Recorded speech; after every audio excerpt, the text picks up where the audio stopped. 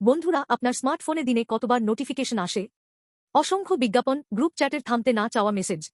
সবাই চিৎকার করে বলছে, আমার দিকে তাকাও, আমাকে অনুসরণ করো। আমাদের দৃষ্টি ও হৃদয় চুরি করে নিচ্ছে। এই স্মার্টফোনের শোরগোলের মাঝে এমন কোনো কণ্ঠ আছে কি যা আমি এর আসল মূল্য জানে এবং আমার নাম ধরে আদর করে ডাকে? কিন্তু যিশু সত্যিকারের মেষপালকের কণ্ঠ সম্পর্কে বলেন। মেষেরা তার কণ্ঠস্বর শোনে, সে নিজের মেষদের প্রত্যেককে নাম ধরে ডাকে এবং তাদের বের করে নিয়ে যায়। যোহন 10:3।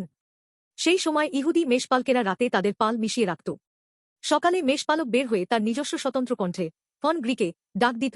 তখন অনেক মেষের মধ্য থেকে শুধু তার মেষেরাই বেরিয়ে আসত।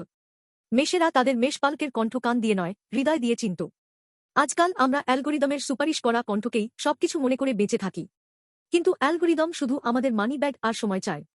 তারা আমাদের পুরোপুরি ব্যবহার করে, তারপর যখন আর কাজে লাগে না তখন নির্মমভাবে ফেলে দেয়। এটাই এই দুনিয়ার নিয়ম।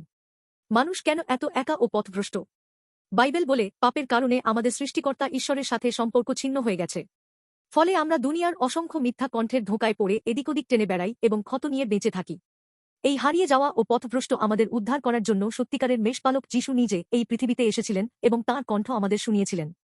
সেই কণ্ঠ যেখানে ধ্বনিত হয়েছিল সেটি হল ক্রুশ।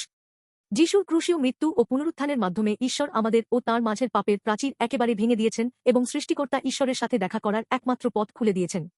যিশুর ক্রুশ ও পুনরুত্থানের মাধ্যমে ঈশ্বর আমাদের বলছেন, আমি তোকে এত ভালোবাসি। তোকে পাপে ঘুরে মরতে দেখে আমি সহ্য করতে পারিনি, তাই আমি আমার পুত্রের জীবন দিয়ে তোকে ভালোবেসেছি।